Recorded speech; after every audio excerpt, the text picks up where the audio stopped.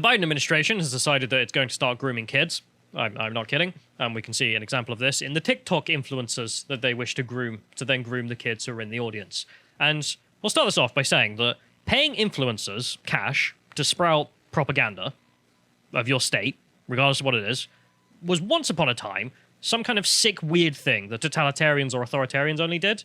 Can I remember this? Because if we can go to this first one here, this is a video here from Lawai on YouTube.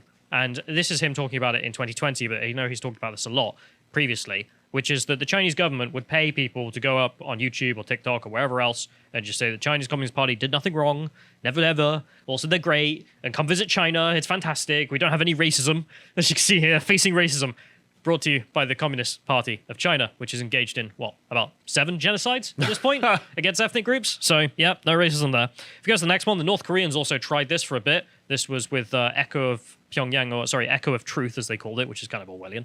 And she's complaining here, the person who ran it for the North Korean state, because they got blocked by YouTube. For no reason, YouTube decided to block them. I was like, interesting. So, propaganda paid for by the state to tell people lies is not allowed on YouTube. At least that was the standard, according to Google, in regards to North Korea. Other people, not so much. Because if we go to the next one, of course, the Russians did this as well. I couldn't remember the specific video. I couldn't find it. This is from NFKRZ on YouTube, who I watch quite a bit of. And I remember him talking about this with Putin. In the 2010s, what would happen is the United Russia Party, Putin's party, would pay influencers, here's a bunch of cash, now go and talk about the new park we just renovated and how wonderful the mayor of Moscow is. Yeah. And they would do it. And it was cringe. And it was ridiculous. And also creepy. Because why are you trying to groom kids with these weird influencers online? The hell are you doing? And if we continue, of course, this carried on, especially in Russia. So here's another one. Russian influencers and bloggers say they were paid as much as $100,000 to support Putin's bid to extend his term to 2036. Again, normal states. But then we go to the next one here, because now the war happened. Of course, same thing. TikTok is being influenced, or at least being paid directly from the Kremlin, or Beijing, or whoever else. A weird, totalitarian tactic, because these backward parts of the world like exchanging money for obvious lies. And the reason they do that is because their own arguments can't stand on merit. They can't convince people that the Communist Party is good without just openly lying by giving people money to lie. Yeah. Or that Putin is a wonderful chap. And it's just advertising. It's, you know, people pay advertisers. Like if you've got a brand of toothpaste, all the toothpaste is pretty much the same. Apart from Arm & Hammer is the best one. You should use it. But no, all toothpaste is pretty much the same. Podcast not sponsored by Arm & Hammer. But they you know, they pay advertisers to make it look better. But when it comes to politics, not only are you just openly lying, there's more stakes here than just like buying my product. Yeah. But then also the fact that they went to influencers, they went to TikTokers, people with children in their audience or extremely young people. Yeah. They didn't try to go through journalists or through even their own propaganda state journalist apparatus. They instead decided to try and circumnavigate the entire conversation and get to impressionable, defenseless young people. Yeah. So, of course, the Democrats are doing it as well. So here we go. So this is the White House partners with social media influencers to pitch Biden's policies. This is back in 2021. The White House is partnering with social media influencers to pitch the policies, including the American Rescue Plan, pioneering what officials are calling a digital media tour amid the coronavirus pandemic. One thing you notice, I tried to look to see if I could find it. I couldn't find any Republicans doing this. Do you know why? They don't need to. There are plenty of small right-wing podcasters, channels, anything. You go on YouTube, Ben Shapiro, you know, the big one, for example. There are millions and millions of tiny ones as well. And then also lots of other kind of big ones, right? And therefore, you don't need to pay people to just talk about your message. You just convince them with your arguments, and it disseminates through the system. Whereas with Dems, if you ever look it up, how many like major left-wing channels are there which are organic and not just like Vox or CNN? There are many. You've got like the Young Turks and, I don't know, Jimmy Dore and then a few others, right? Yeah. You could argue. And that's it. I like the Young Turks because they deny genocide. They do. Which is a good look for leftists. Well, it's extremely typical left-wing ideology. But there we are. It's extremely centralized. And also, just they can't convince people with their arguments, apparently. So instead, they have to resort to crap like this, the kind of things the CCP or Putin would be up to. Then we go to the next one. We can see some examples of this cringe. And let's indulge in it, shall we? Okay, we'll watch it. One sec. Democracy's calling. See you, Daddy. Bye. Hi, my name is Cooper, and this is a day in my life as a White House intern. We did it, Joe. Hey, everyone. Vogue. Usually I start off with a big coffee. Sorry, they're like really strict in here. Hey, Jenny. I booked you a nail appointment, love. Yeah, I didn't tell you to do that. It's called Initiative. Hi, White House. This is Cooper. I don't think so. Oh, doesn't matter. This is actually the entrance to the West Wing. This is so fun and it's really prestigious. Hey, POTUS. Is Olivia Rodrigo still here? No. We've come a long way in our fight against this virus. We've vaccinated 160 million Americans. Are you getting this all down? Don't worry, Queen. It's all right here. Cooper. Sorry, Miss Jen. And Jen, don't forget to have fun. Spirit fingers, mama. We need to get shots in the arms of every single American. I'm heading to a haircut. Comment if you want me to make more of these. No. But also, does this make you want to vote Biden? Yeah, wait, that wasn't paid for by the Democrats, was it? Yeah. What they try to put, like, are they trying to just alienate the people they need to win over? Yeah. I would have thought that would have been paid for by the Republicans. If you ever go and watch any of the other stuff, so the stuff that Putin paid for or whatnot, it's just as cringe. It's not Right. convincing at all. Right. Because it's crap But at least propaganda. Putin's got the advantage of, like, you know, if you're, or China's got the advantage. If you're in Russia or China, you're in a pretty much ring-fenced ecosystem for the internet, especially now. So, like, you know, You don't have anyone to compete with. yeah, you're not There's up only one against like line. other messages. Whereas with But that, oh my god, that, like, if I was even like a swing, tempted to vote Democrat, which I probably would be in America. I'm a natural Democrat. I'm a liberal, socially liberal, economically liberal kind of guy, and like that would completely put me off. That's just it's pure cringe. But and also, especially this. I mean, can't we just like tone down all the rainbow police car nonsense just until Putin goes away? but also the power dynamics there. Because do you think Cooper knows anything? No, and he did. He was making He's a a sort of. He was making a sort of. The whole thing was about how useless and stupid he was. Don't be like. That's not your But selling point. It's how I useless and stupid you are if you're in politics. But also, I genuinely believe he is useless and stupid, and is so useless and stupid, he doesn't understand what's being done here. Or if he does, he's just evil. Yeah. Which is that they've seen him and his crappy TikToks and gone, right, we can manipulate this person to get to his audience. They're not interested in him, of course. As soon as he turns tail, they just throw him out the door. But it's just the fact of, we want to manipulate the kids that follow this kind of cringe crap, and therefore get him in, we'll pay him some money, and of course, they made some cringe crap propaganda, as that example there. If we go to the next one, we can see an overview of how this is expanded, because the Dems are not happy with that cringe. They decided to expand their cringe, of course. So this is a story here, and the quote in here: when the White House invited a group of 30 leading TikTok stars, some without backgrounds in journalism. Oh, you mean some TikTok stars don't have backgrounds in journalism? I'm surprised. So you literally invited a bunch of morons. Like, you invited a bunch of people who don't know anything in regards to the press section of the world here, and all they do is just make crap TikToks. So that's their qualification. Right, okay. So you invited them round for a modified news briefing on Russia's invasion of Ukraine last week. Again, something TikTokers know an immense amount of knowledge about, not clearly heard about it yesterday and therefore decided to make TikToks about it. The Biden administration pre-screens their questions. Of course they did. They didn't even let them ask their own questions. They pre-screened it. Literally using ignorant young people to indoctrinate other ignorant young people. That is the entire Democratic platform for their PR spin right now. That is what they want to do. Instead of convincing you, instead of making the arguments like the Republicans do, or having all these podcasts they go to and make the arguments, convince people with the... No. We're just going to literally make propaganda with a bunch of cringe TikTokers. If you go to the next one, we can see a Bloomberg report on this. There's a guy, Marcus D. Paolo, a freelance journalist with 2.5 million followers on TikTok. He said that he made points during the assessment about that Russian troops are not happy with their own invasion and Russia won't win the war.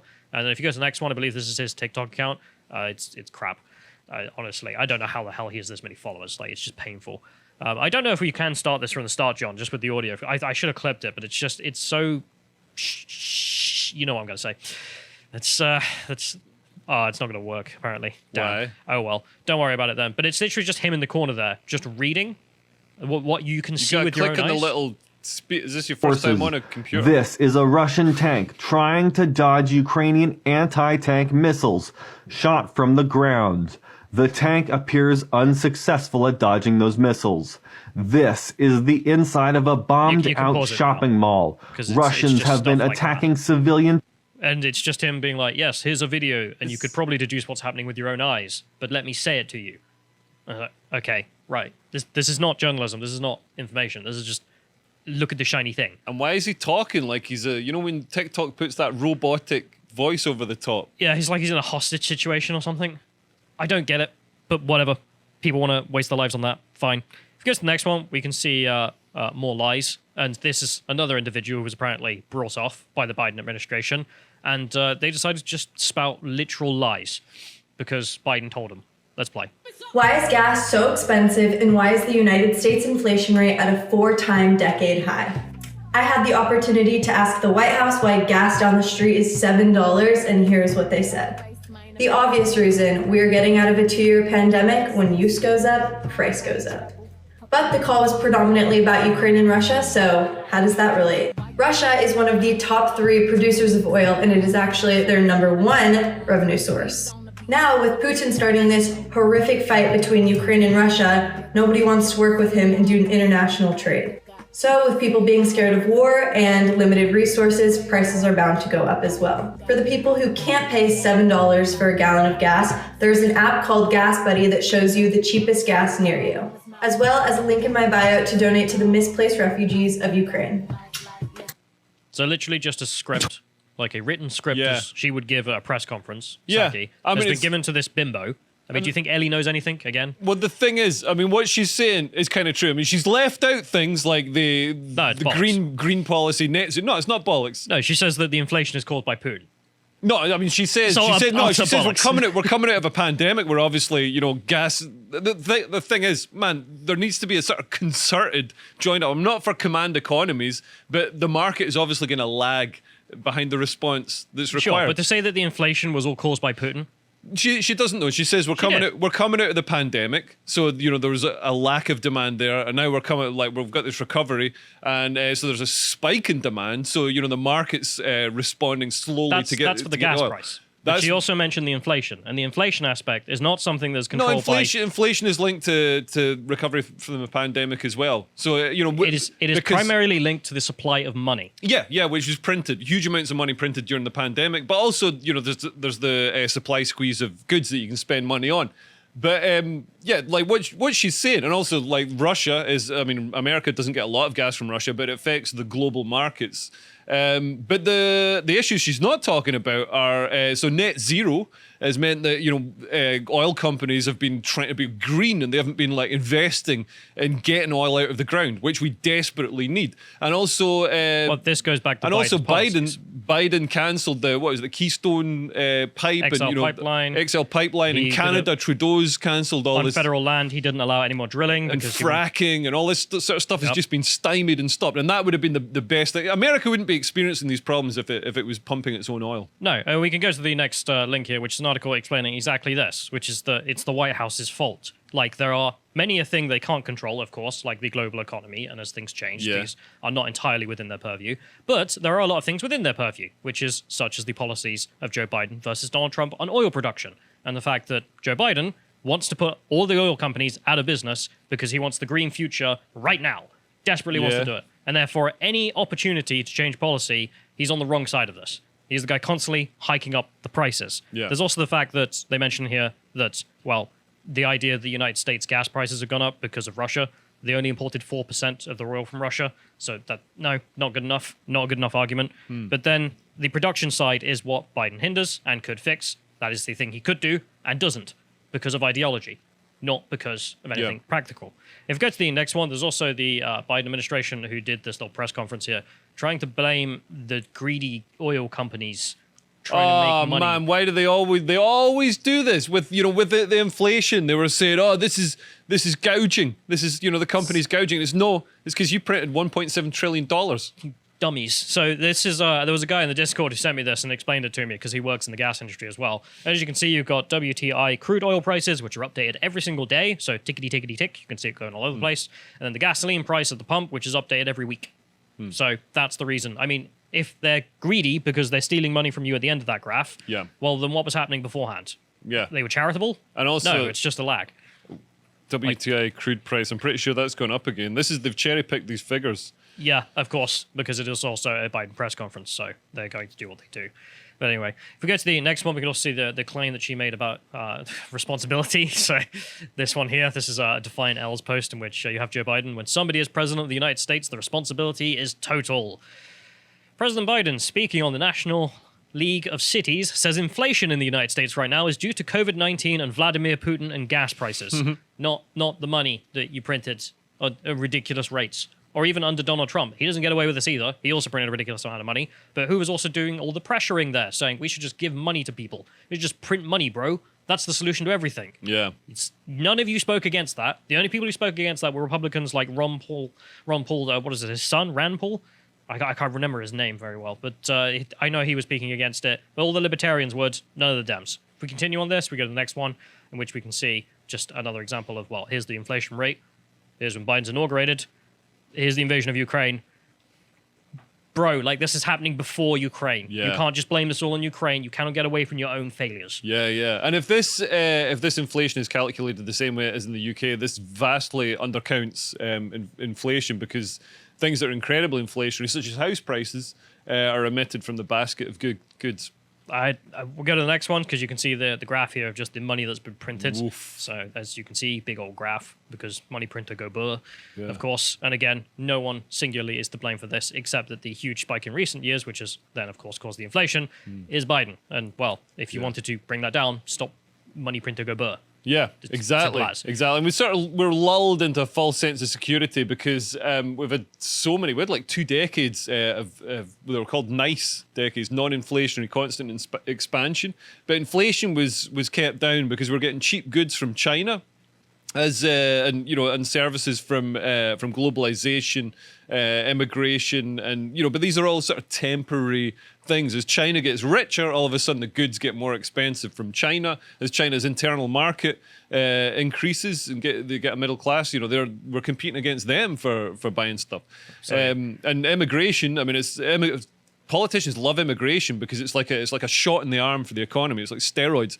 But then you've got the first generation of immigrants who are happy to do jobs for less money and do maybe like worse jobs than your indigenous people will be happy to do. But then they also get old. But then they get old and they have their own kids who have aging doesn't just affect the Europeans. Yeah. And then you've still you've also got the expense and the the impact of society on housing and looking after them, so they can they definitely push up inflation and housing. The reason I went through all that is to show that her little script that she's been given there, and all the rest of them, because there are 30 odd, as mentioned, that have all been given their little briefing or their money sent through PayPal to just say this. Yeah. I mean, you remember during the vaccines, I think I got hundreds of TikTokers all were given the same script that they just read out because Fauci had paid them to do it. This isn't normal. This isn't something a liberal democracy should be engaging in at all. Yeah. And also, it discredits this. It discredits the message. If you know that TikTokers are being paid to do it, completely uninformed also, why patsies. TikTokers?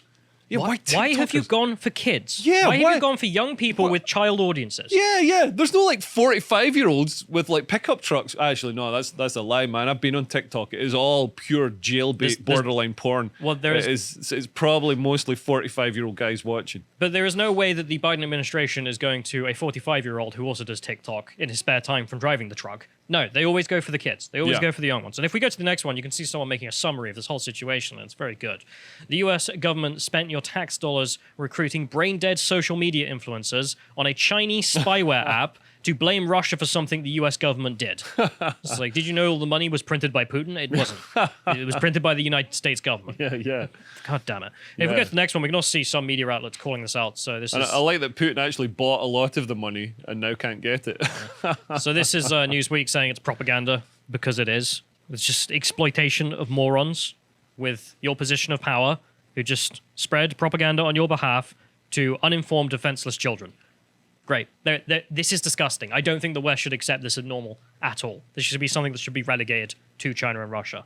If we go to the next one, we can see why this is also important in regards to propaganda. This is a video Carl's made that I'm just going to shill here because I think it's relevant to the topic, which is let's talk about propaganda and why truth is important, and why in a liberal democracy we should have a plurality of all propaganda, and therefore we can have the debate and find what's true. If you appreciated that segment from the podcast The Lotus Eaters, you can go to lotuseaters.com to get access to all the premium content we have on the site, such as this interview Carl did with Dr. Gunnar Beck of the AfD in Germany. And if you want to follow him on Getter, of course you can. And if we go to the next one, you can see that he is at Getter at Gunnar_Beck. Thank you and goodbye.